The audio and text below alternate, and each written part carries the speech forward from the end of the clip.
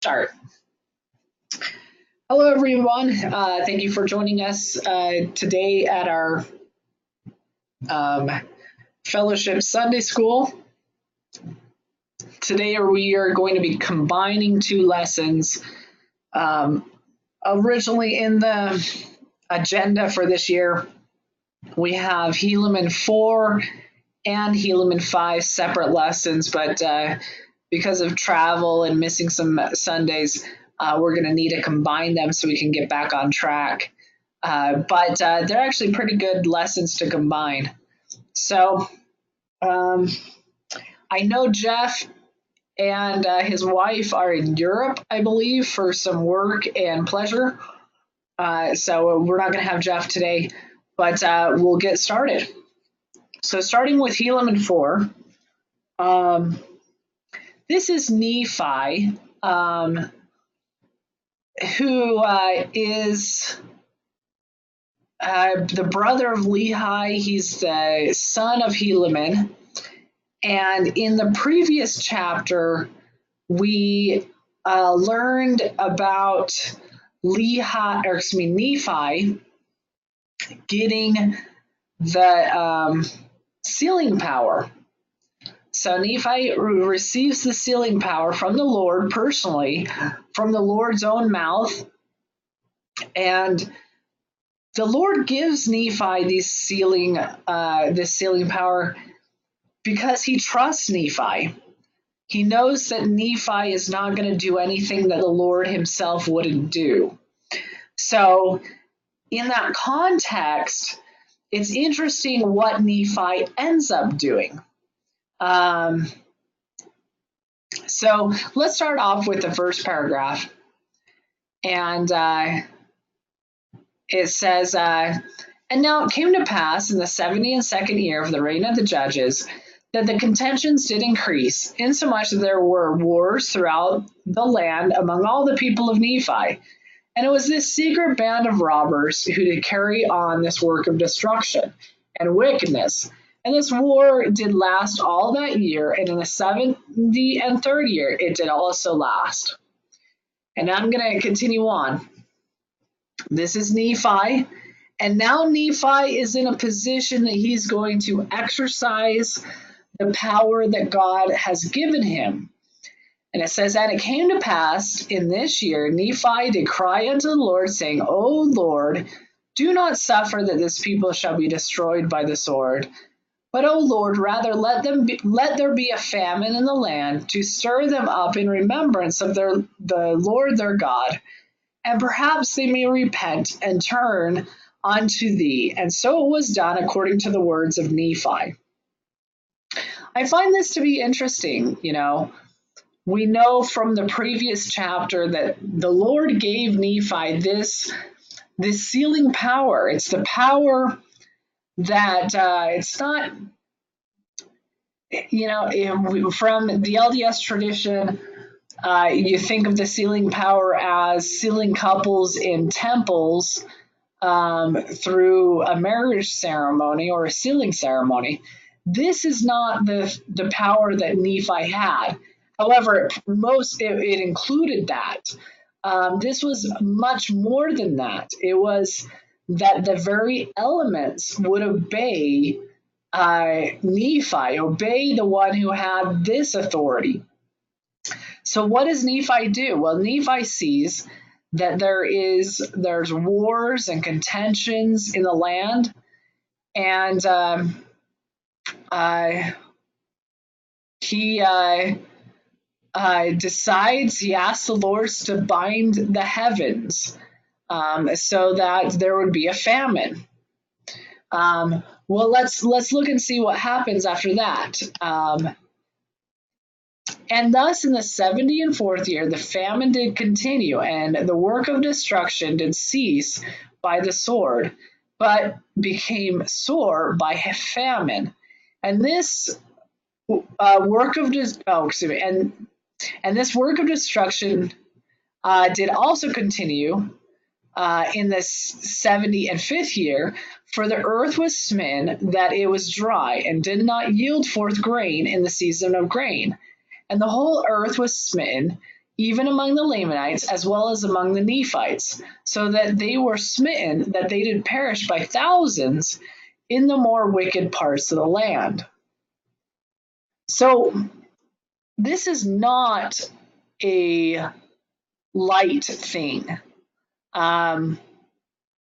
Here in Utah, God, we've had on and off droughts for probably the past 15 years. Lake Powell right now is at 40% or 45%, and Lake Mead is like at 35%. And the Colorado Basin or the Colorado Plateau and its water estuaries, if I'm pronouncing that right, just are not producing like they should because of just really lean winters that we've had. But we haven't really felt it because we dam up rivers and build reservoirs and redivert rivers and have created a system where, at least for now, it's not too crazy. Now in California, they've had that, and Northern California has had some crazy droughts, and same with Southern California, but we're now getting some wild forest fires as a result of years of drought.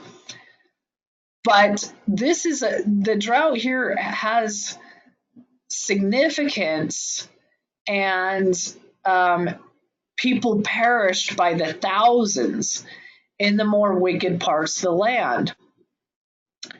The question is what makes a more wicked part of the land? And I almost wanted to use air quotes for that. What is a more wicked part of the land? I have some thoughts about that. You know, wickedness can be associated to sin, of course, but it also can be associated to relying on the arm of the flesh instead of the arm of God. And it seems to me that this type of punishment or this type of situation, when the Lord binds the heavens, that there is a specific reason, purpose, and ultimately desired outcome of binding the heavens. And that is to overcome the reliance on the arm of the flesh and a redirection to a dependence on the arm of God. You think about that. So why is everybody fighting with each other? Well, they're not thinking about God. Why is there contention everywhere? What does a hungry belly do? A hungry belly helps you recognize your dependence on God. Yeah, you can fight. That's great. You can steal. That's great. But if you don't have food in your belly, it doesn't matter if you have the strongest army, you're gonna perish. So, you know, it's interesting. The famine is really where, you know, you can, the product of famine is hopefully, the desired result is hopefully meekness and humility. Because when you don't have those things, or when you have those things, you're dependent on God. And, you know, you can see this if you go down.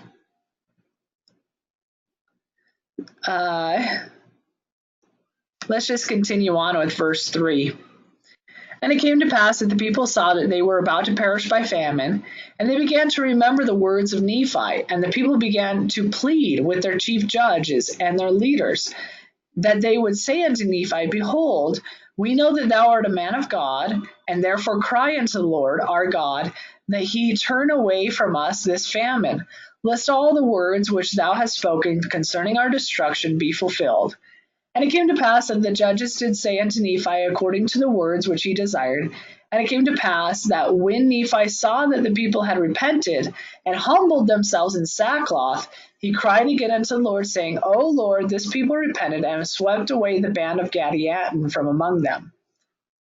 I'm just skipping down. Now, O Lord, because of their humility, wilt thou turn away thine anger, and let thy anger be appeased in destruction of those wicked men whom thou hast already destroyed. Okay? So they got their desired result. There was humility.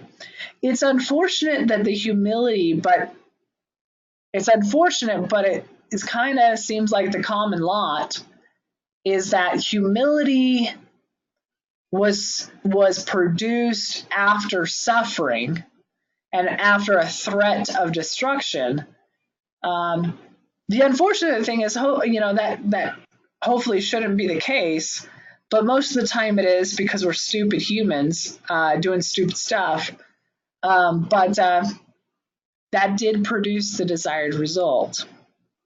Any thoughts on that before we continue on?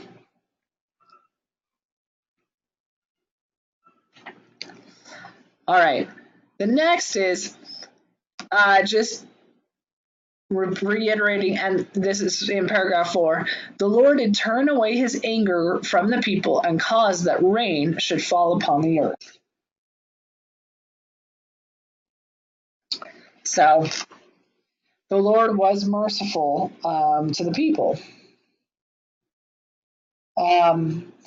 But it didn't last a terribly long time. I'm going to skip down and go to paragraph 8.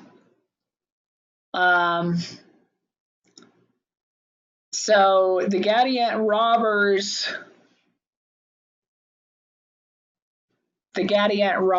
stopped for a time, and then the Gadianton robbers started again. It makes you wonder, what they stopped because they were threatened with destruction.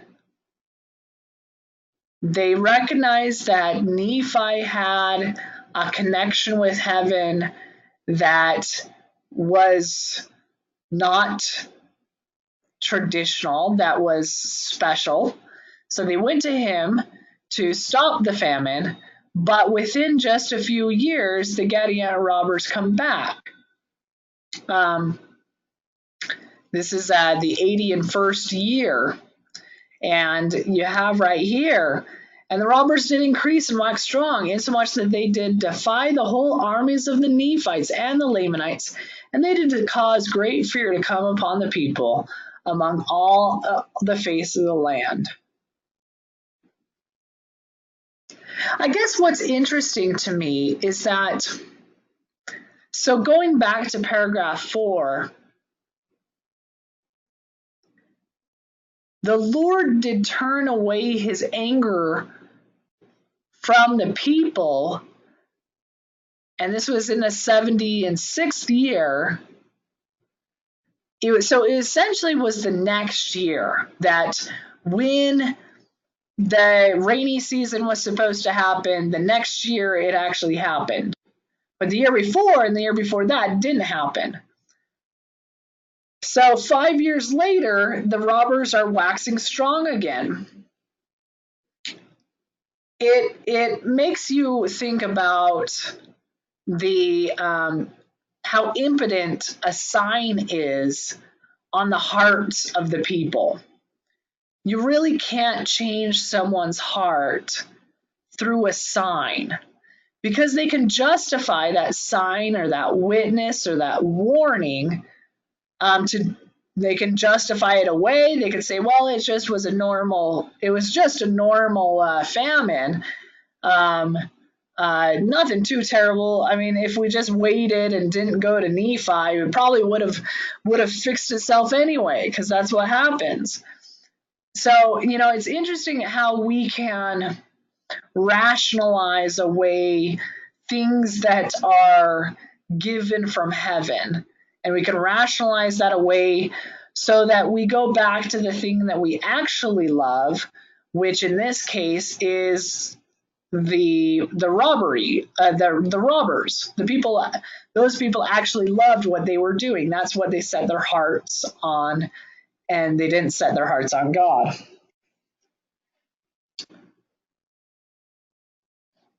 Any thoughts on that?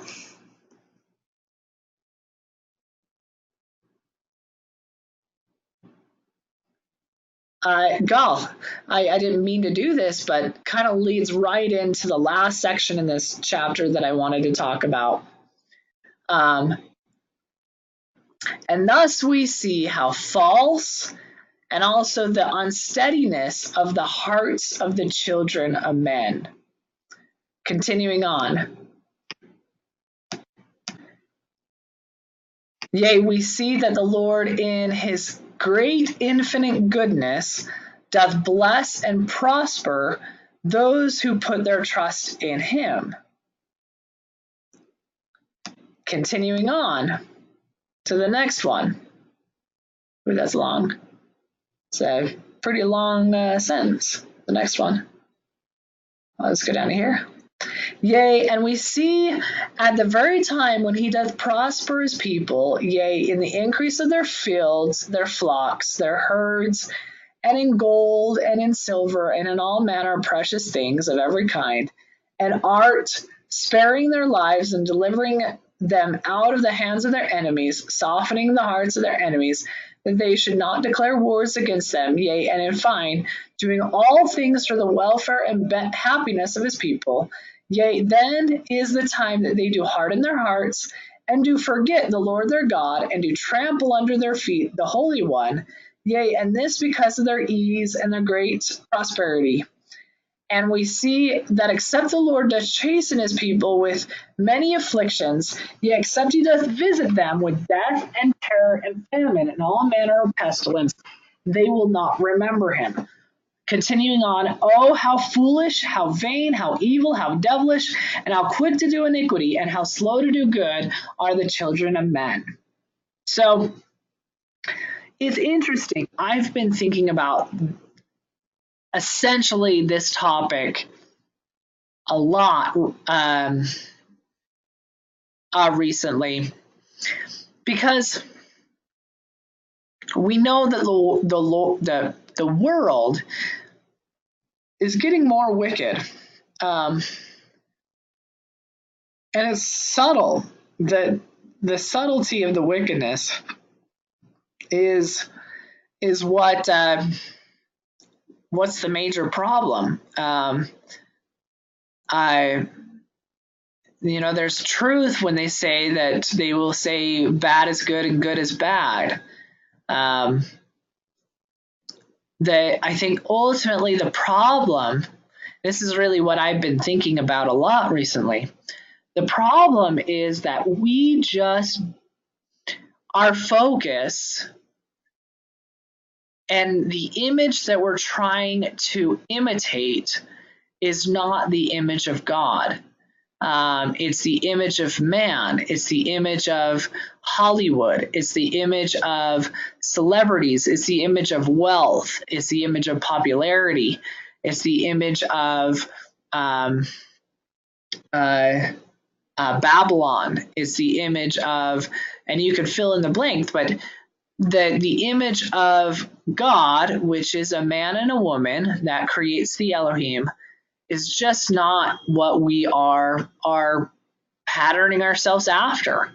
So the subtlety of the adversary is right there, because if he can take you further away from what produces a heaven-like environment, then he's winning, and we can justify anything. But how false, how unsteady the hearts are, how false and also unsteady of the hearts of the children of men. I'm guilty of that 100%. We aspire to a certain level of being, and we fall short, and then we justify our behavior, and that's unfortunate. But Hey, Bryce, yeah. as you read those words or read them, it's you find these warnings everywhere in the scriptures, and yet for so long we don't see them. We haven't seen them. We don't apply them to ourselves, and I guess that's why in some institutions, because you are having a level of success and prosperity, you just don't wake up. You don't care to see them.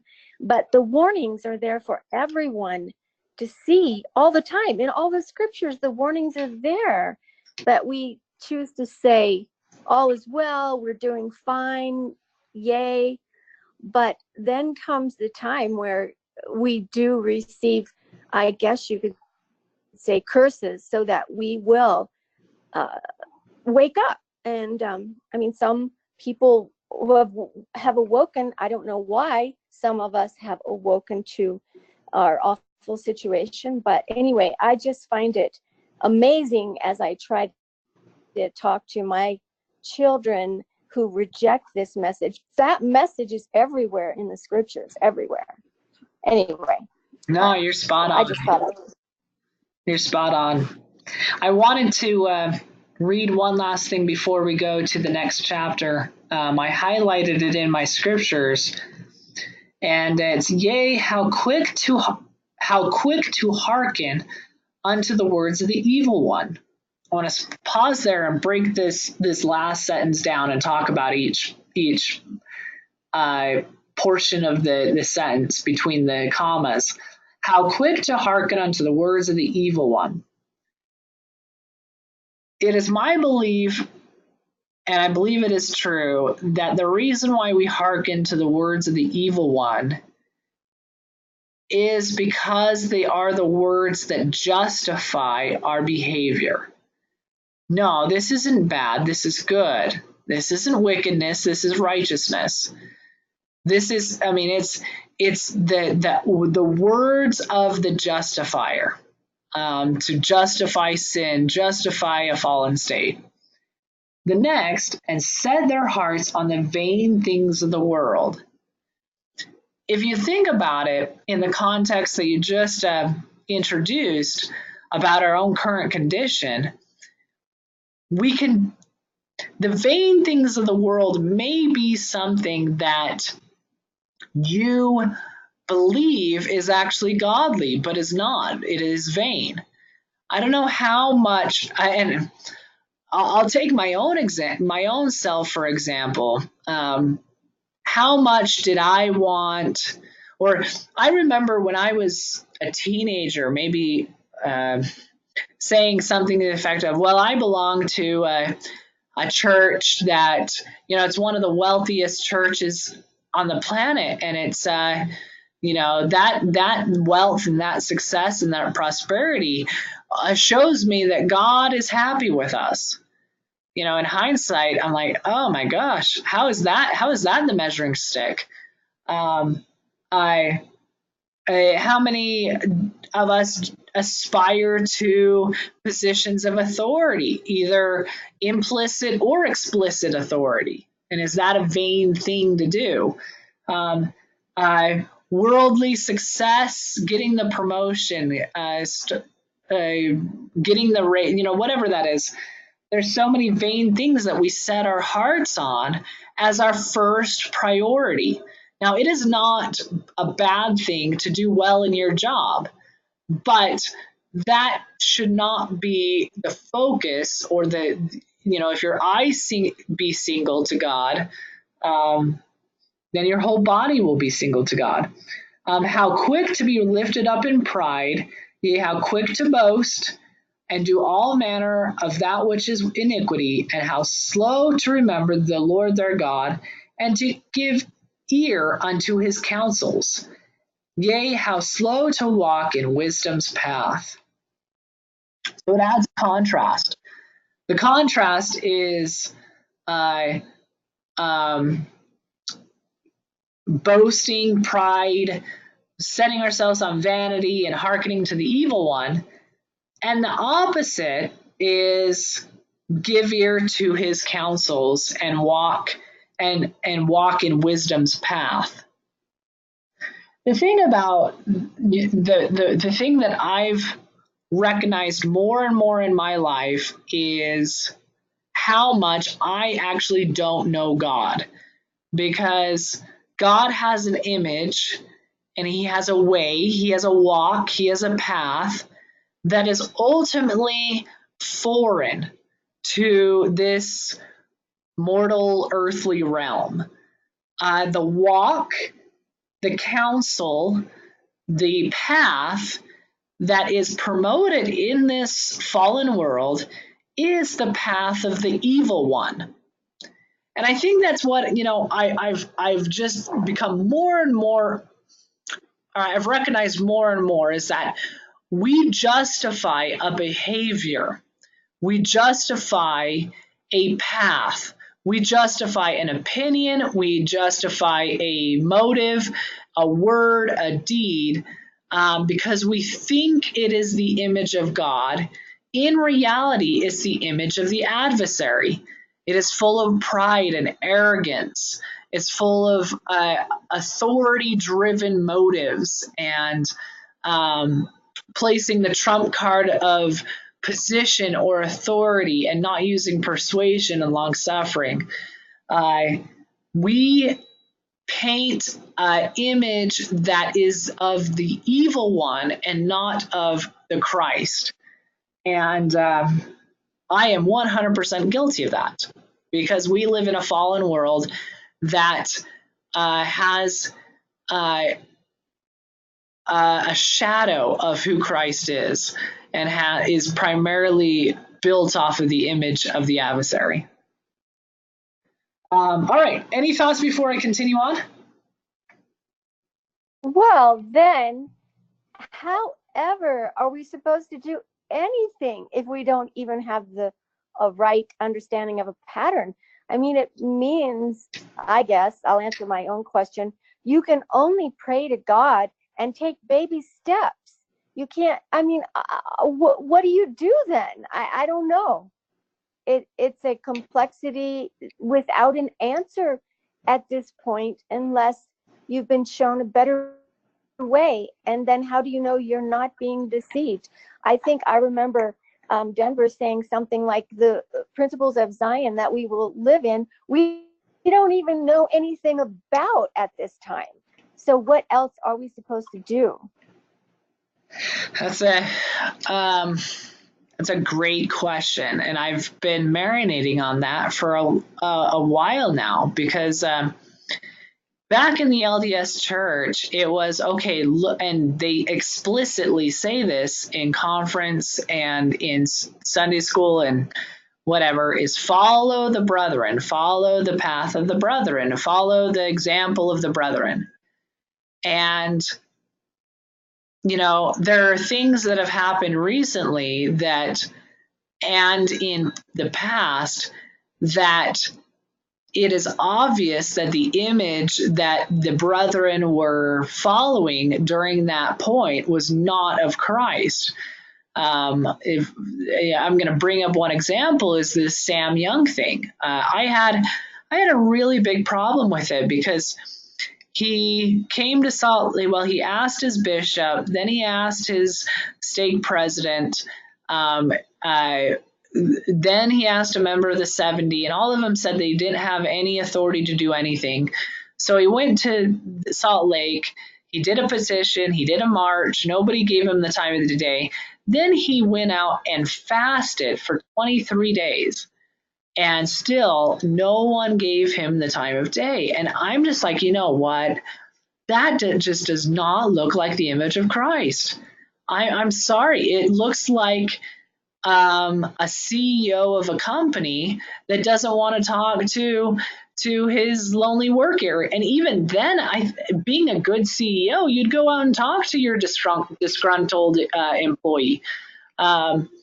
Even if the conclusion was no, we're going to do the same thing, at least there was a communication of pure knowledge. And I see people patterning their behavior, and I see myself in this vein too, patterning their behavior off of someone here in mortality or here in a human. And I think that the biggest thing is that what is wisdom's path? Wisdom's path is 100% reliant on the arm of the Lord and is a path of patience, a path of long suffering, a path of incremental development over time through hearing the voice of God. And that's really hard because we have idols, and those idols may be men in white shirts and ties and suits who sit on comfy chairs in the conference center, but those idols don't always reflect the image of Christ and can produce, if you are idolatrous towards it, produce behavior in yourself that patterns after them instead of patterning after God. And I think that's the major problem. You have a great point, Elizabeth. Great point. All right. We're running out of time. So I'm going to go to the next chapter. This is one of my, God, I didn't realize how much I love this chapter until I reread it for this lesson. Samuel the Lamanite's a rock star. He really is a cool guy. So he's told to go to the Nephites. He's a Lamanite. I assume his name is Samuel instead of just a title. But those actually in the scriptures, they can be one and the same, or they can be different. I've had conversations with people that have made the suggestion, which I actually agree with, that many of the names that we have in scriptures may not be the original name of the person, but is a title or a calling. For the same reason that Denver's name is David, or Jacob's name is Israel, or you can fill in the blank. So I don't know if Samuel was born with his given name as Samuel, or he was given the new name of Samuel. But one of the things that this name Samuel is it's I wish I brought it up on a computer. It's essentially speaking the voice of God, or hearing the voice of God. That's essentially the definition of a Samuel. So this is Samuel speaking the voice of God, the Lamanite. Whether that's his given name or that's a name given to him by the Lord, doesn't matter. The point is that he is going, and he's going to go to the Nephites, and he's going to, one, cry repentance, and two, share some pretty meaty prophecy. We don't, at least I don't, give Samuel the Lamanite enough credit, because essentially what he's saying has explicit consequences for the believers if it doesn't come true, and for the unbelievers if it does come true. So he's not treading the line on this. He's saying on such and such time, such and such will happen. That's pretty ballsy. It's something that you must have explicit understanding of, and be guided by the Lord to say. So let me go to paragraph 2. Very straightforward. Let's highlight here. Behold, I, Samuel, a Lamanite, do speak the words of the Lord, which he doth put into my heart. And behold, he doth put it into my heart to say unto this people, that the sword of justice hangeth over this people. And I find it interesting that this is of all the things Samuel's prophesying, I find it curious that this is the first thing, because I think of things lineally, so start to finish.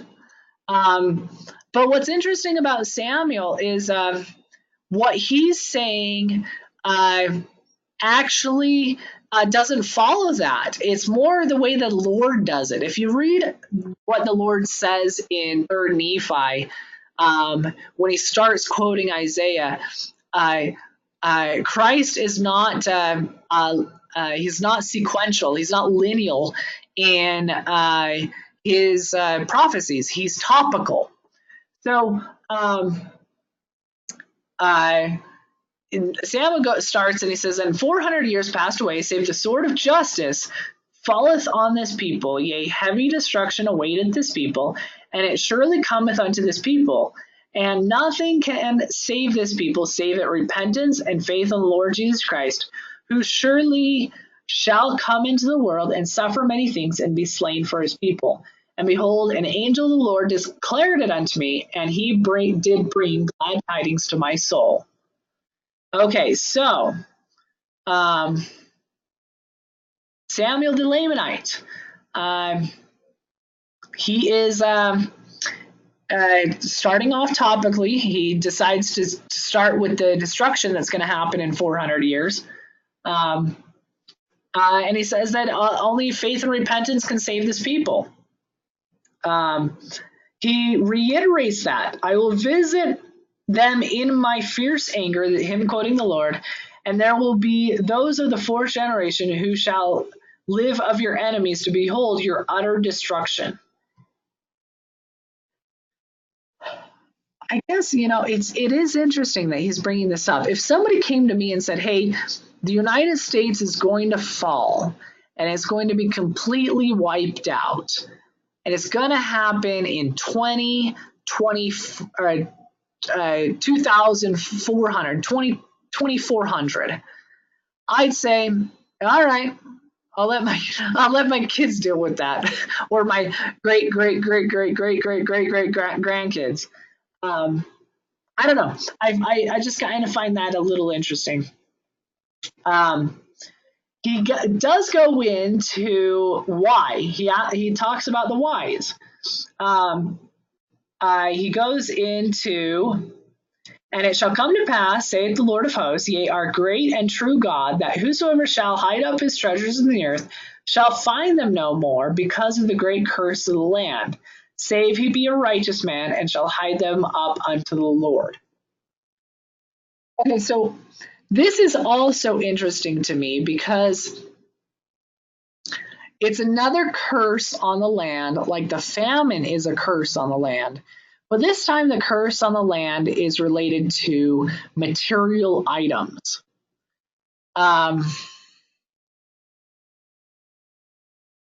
What is curious to me is that before, the famine in the land affected everyone. Even though the more wicked part were the ones that were dying. It affected Nephite, Lamanites, those who are following the path, those who are not. This curse is to those who set their hearts on treasures and don't hide their treasures, or don't involve the Lord in the hiding of their treasures. I find that to be interesting. Let's continue on. I'm going fairly fast because we don't have a ton of time. He gets pretty intense right here. O ye wicked, ye perverse generation, ye hardened and stiff-necked people, how long will you suppose the Lord will suffer you? How long will ye suffer yourselves to be led by foolish and blind guides? How long, I'm going to continue on, how long will you choose darkness rather than light? Yea, behold, the anger of the Lord is kindled against you. Behold, he has cursed your land because of your iniquity. And behold, the time cometh that he curseth your riches, that it becomes slippery, that ye cannot hold them. And then in the days of your poverty ye cannot retain them. In the days of your poverty ye shall cry unto the Lord in vain. Shall ye cry, for your desolation is already come upon you, and your destruction is made sure. And then shall you weep hallow in that day, saith the Lord of hosts. And then shall ye lament and say, Oh, had I repented and not killed the prophets, and stoned them and cast them out.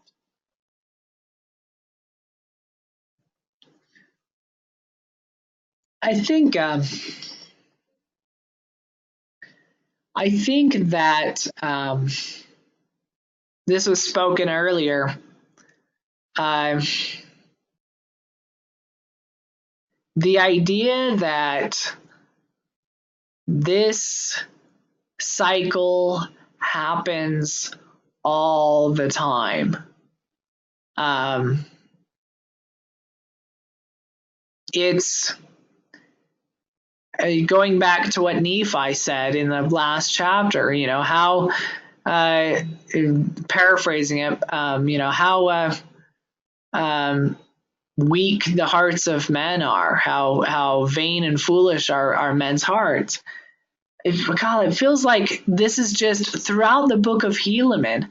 This seems like the reoccurring theme of you guys are listening to blind guides. You choose darkness rather than light. You're setting yourselves on riches. You're setting yourselves on wealth. You're setting yourselves on everything but the path the Lord has given you, or that the Lord intends for you to follow.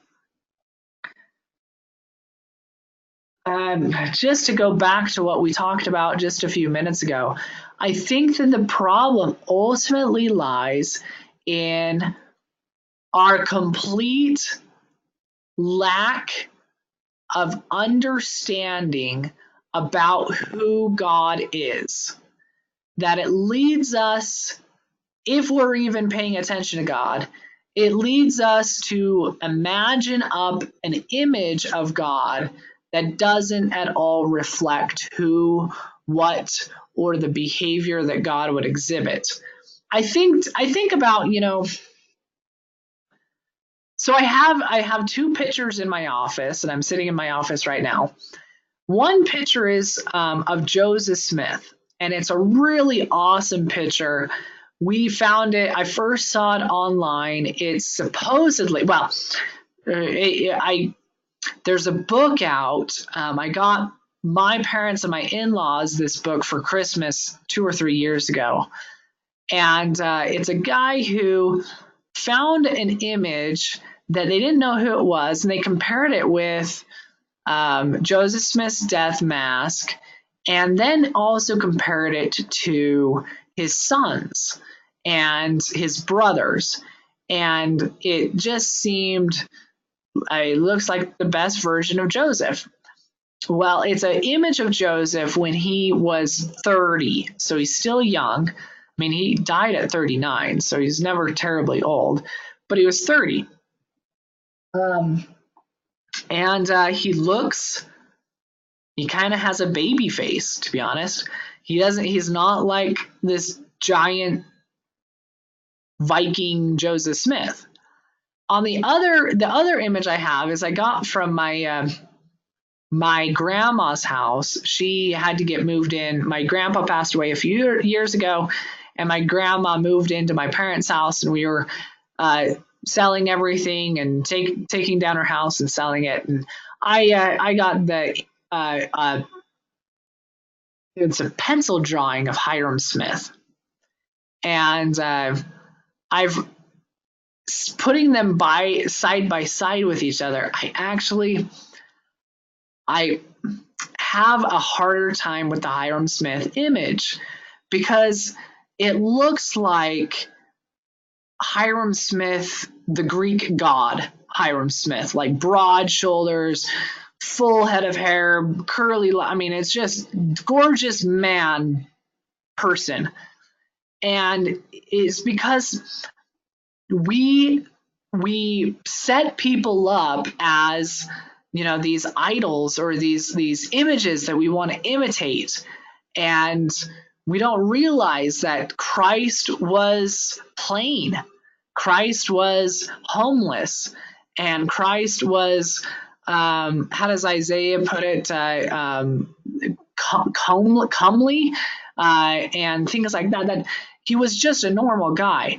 Well, I think that we are hardened and stiff-necked people. We follow blind guides. We choose darkness rather than light, because, like we said throughout this conversation today, we set an image that is not what is actually the image of God. We set a different image. I'm going to finish this.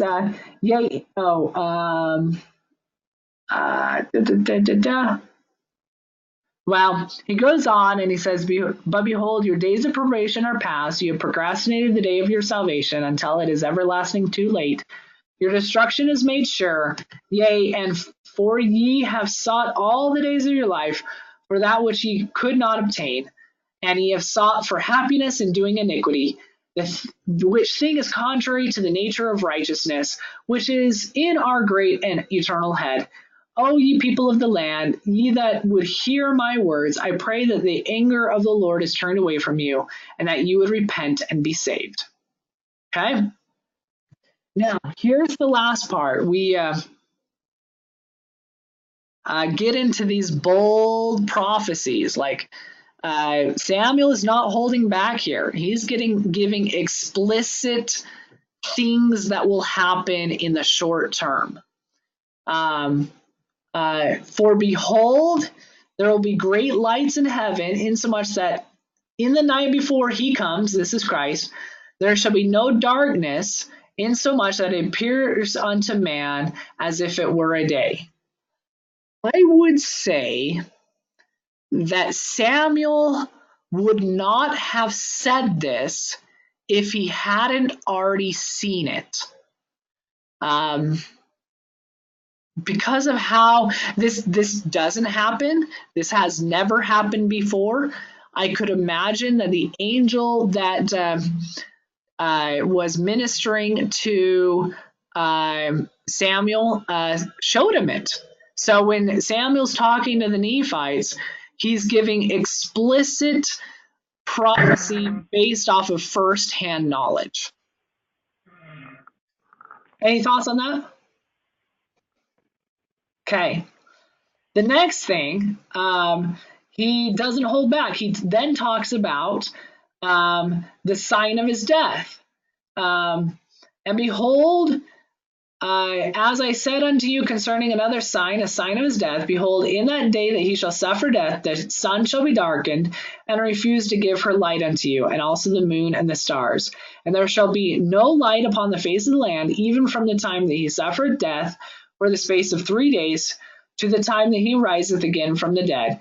Yea, at the time that he shall yield of the ghost, there shall be thunderings, lightnings, and space for many hours, and the earth shall shake and tremble, and the rocks which are upon the face of the earth, which are above the earth and beneath, which ye know at this time are solid, or the more part of it is one mass, shall be broken up. Okay?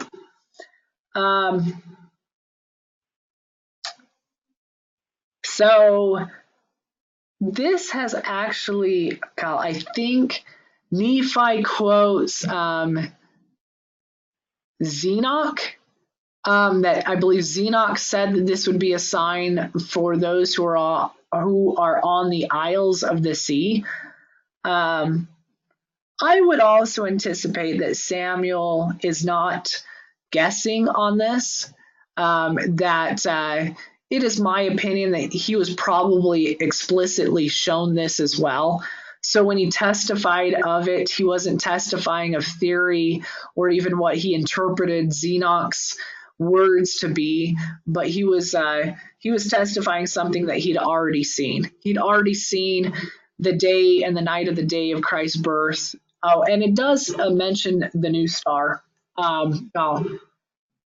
I actually want to go back to this because it is interesting. I am going to, well, he mentions the new star, and then he talks about the days of darkness as well. Here it is. And nevertheless, the night shall not be darkened. And it, I want to grab here. Nevertheless, the night shall not be darkened, and it shall be the night before he's born. And behold, there shall be a new star arise, such as one as ye have never beheld seen. And this also shall be a sign unto you. And behold, this is not all. There shall be many signs and wonders in heaven. And it shall come to pass that ye shall be amazed and wonder, insomuch that ye shall fall to the earth. And it shall come to pass that whosoever shall believe in the Son of God shall have everlasting light. Now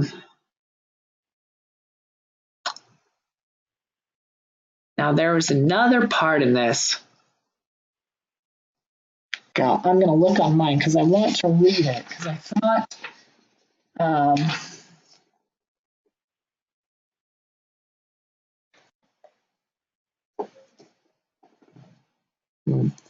there's a part in this that he says that these things are given to you so that there is a righteous judgment when you reject it. I'll have to look at it. I was thinking about all the things that have to happen before Christ's coming, and Denver has actually. It was the first Boise conference. He mentioned a new star would appear. There will also be many signs and wonders in the heavens that I'm guessing will probably be mostly ignored, but will also communicate the Lord's work before the second coming. So will also be a righteous judgment there as well. Okay. Any thoughts?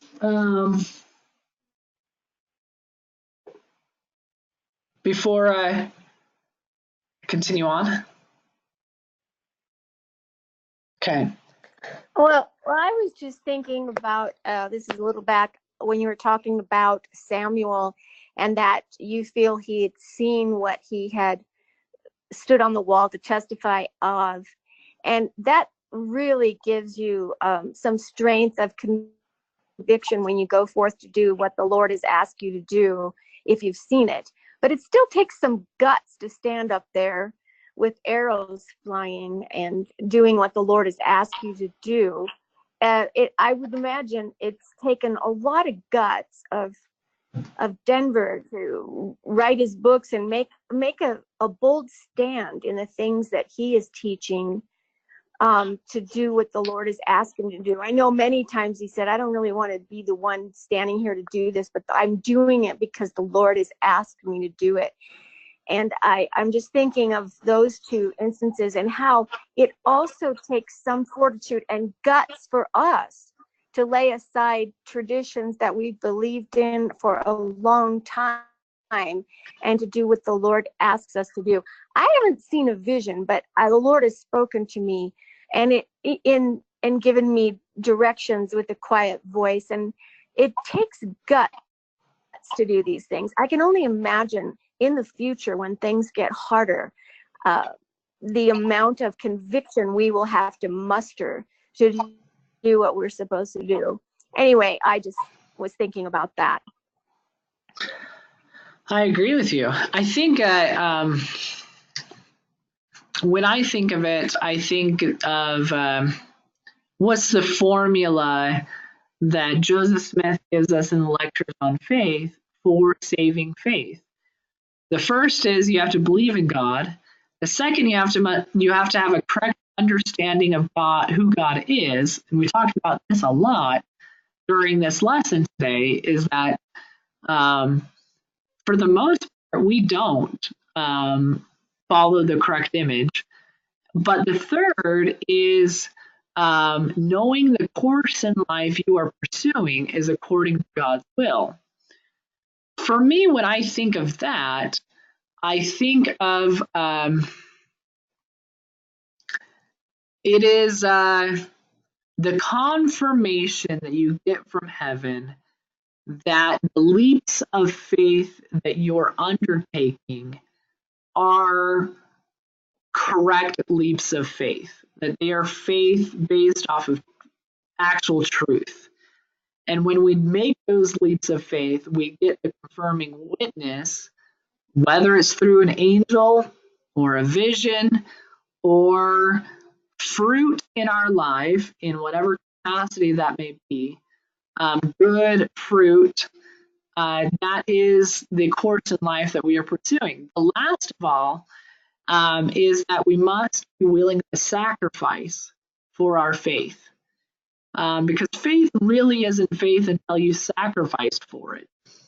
And the sacrifice may be speaking up in gospel doctrine and having everybody eye you weird because you are saying that in 2nd Nephi 28 and 29, that's actually talking about us, not everybody else. And it may be withdrawing your names from the LDS Church if that's what the Lord's requiring you to do, or speaking up so that you get pushed out, or whatever it may be. That sacrifice is necessary. But it is apparent that Samuel had that sacrifice. And the neat thing is, and this kind of gives you some confidence if I was Samuel, is that 34 years later or whatever, when Christ visits the Nephites,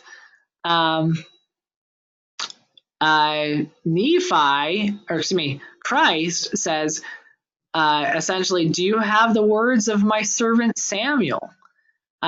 He is recognized by Christ as a servant. The one other thing that I wanted to touch on before we finish today is that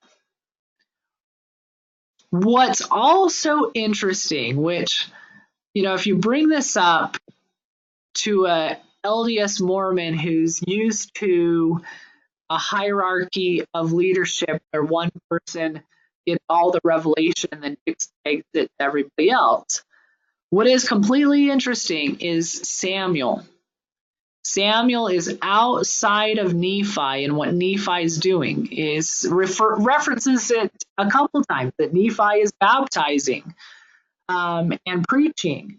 But Samuel is independent of that, and Samuel receives an angel to communicate, to tell Samuel this message. It really, for me, the Samuel the Lamanites of the Book of Mormon, the Abinadites of the Book of Mormon, really communicate that, God will choose anyone. And anyone that is willing to do it and able and ready, they will produce a message. And God can do the work whatever way that you want. So it's not healthy for us to be complacent about listening to people that come from a non-traditional background, because it is in those people that many times God is giving his message to and through. But any other thoughts before we finish?